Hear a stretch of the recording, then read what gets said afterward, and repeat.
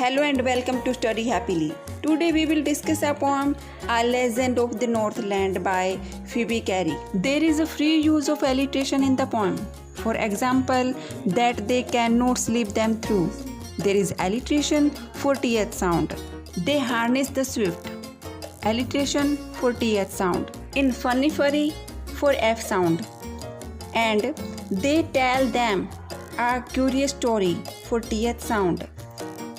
Yet you for y sound, and in learn a lesson for l sound, tell the tale for t sound, in woman was for w sound, in them on the for th sound, faint with fasting for f sound, in still a smaller for s sound, in took a tiny for t sound, seem too small for s sound, in build as the birds for b sound, boring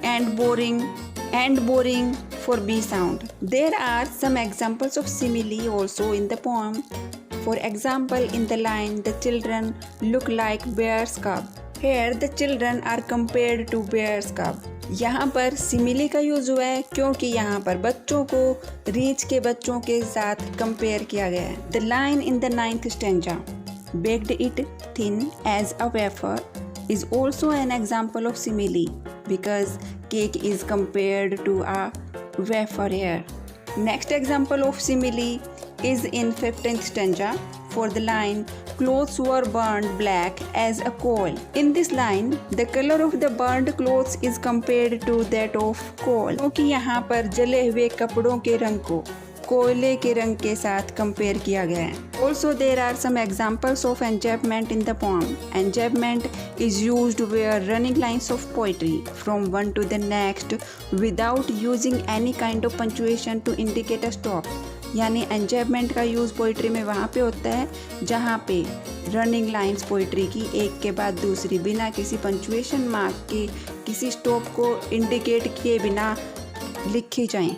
In the poem, line 3 and 4 of stanza 1 is an example of enjambment. Similarly, in stanza 2, line 1, 2 and line 3, 4 are examples of enjambment. In stanza 3, line 3 and 4, in stanza 4, line 1 and 2 and 3 and 4 are examples of enjambment. Similarly, in stanza 10, line 1, 2 and 3 are examples of enjambment. In stanza 11, line 1 and 2 are examples of enjambment because these lines are running lines of poetry without any punctuation mark. Now, the Hindi explanation of the poem is as, away, away in the Northland, where the hours of the day are few.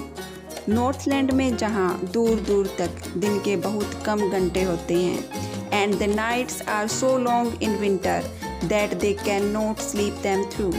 और सर्द ऋतु में रातें इतनी लंबी होती हैं कि लोग उन्हें सोकर नहीं काट सकते.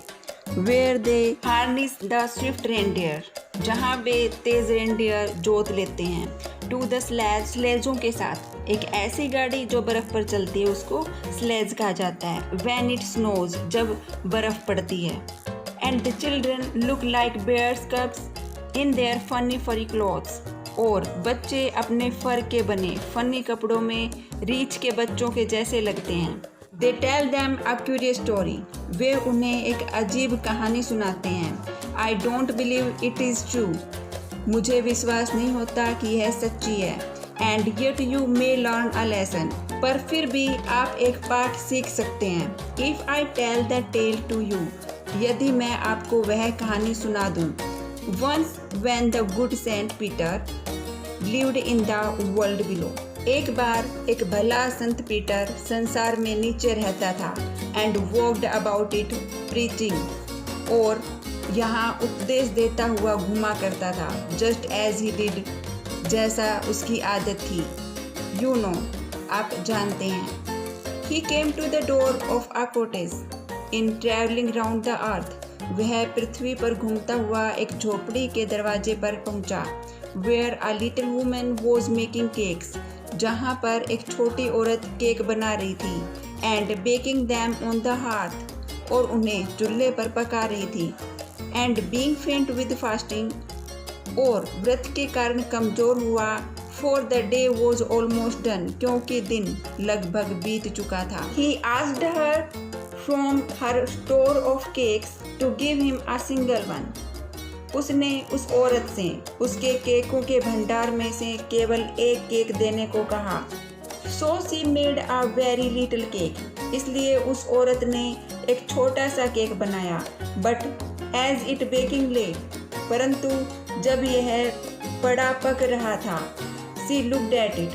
उसने इसे देखा and thought it seemed too large to give away. और सोचा कि यह इतना बड़ा लगता था कि इसे नहीं दिया जा सकता था. Therefore she needed another.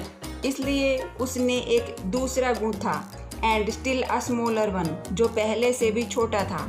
But it looked, परंतु यह लगा, when she turned it over, जब उसने इसे पलटा, as large as the first had done, कि वह पहले वाले के जितना ही बड़ा था. Then she took a teeny scarf of dough. फिर उसने बहुत थोड़ा गूंथा हुआ आटा लिया and rolled it flat, और इसे बेल कर चपटा किया. And baked it thin as a wafer, और इसे मालपुए की तरह से पतला पकाया. But she couldn't part with that, परंतु वह उसे भी ना दे सकी. For she said, इसके लिए उसने कहा, My cakes that seem too small, मेरे केक जो बहुत छोटे लगें, when I eat of them myself, जब मैं खुद उन्हें खाऊं, are yet too large to give away, फिर भी वे इतने बड़े हैं कि दिए नहीं जा सकते. So she put them on the shelf, इसलिए उसने उन्हें अलमारी के ऊपर रख दिया. Then good Saint Peter grew angry, तब good Saint Peter गुस्सा हो गया. For he was hungry and faint, क्योंकि वह भूखा और कमजोर था. And surely such a woman, और निसंदेह इस तरह की औरत, was enough to provoke a saint, एक संत को भी क्रोध दिला सकती थी. And he said, और उसने कहा, You are far too selfish, तुम इतनी ज़्यादा स्वार्थी हो, to devil in a human form, कि एक मानव रूप में शैतान हो, to have both food and shelter and fire to keep you warm, जो आग से खुद को गर्म रखने, भोजन और आश्रय पाने के योग्य नहीं हो. Now you shall build as the birds do, अब तुम पक्षियों की तरह घर बनाओगी. And shall get your scanty food, और अपना बहुत कम खाना पाओगी. By boring and boring and boring, all day in the hard dry wood, पूरा दिन भर सख्त सूखी लकड़ी में छेद और छेद करती रहोगी. Then up she went through the chimney, never speaking a word, और बिना एक शब्द भी बोले वह चिमनी में ऊपर की तरफ उठ गई. And out of the top flew a woodpecker, और चोटे के ऊपर से एक कठफोड़वा उड़ाया. For she was changed to a bird, क्योंकि वह एक पक्षी में बदल गई थी. She had a scarlet cap on her head, उसके सिर पर एक लाल रंग की टोपी थी. And that was left the same, और वह वैसी ही रह गई थी. But all the rest of her clothes were burned black as a coal in the flame, पर उसके बाकी कपड़े आग में जलकर कोयले जैसे काले हो गए थे. And every country school boy had seen her in the wood, और गांव के हर स्कूली लड़के ने उसे जंगल में देखा है.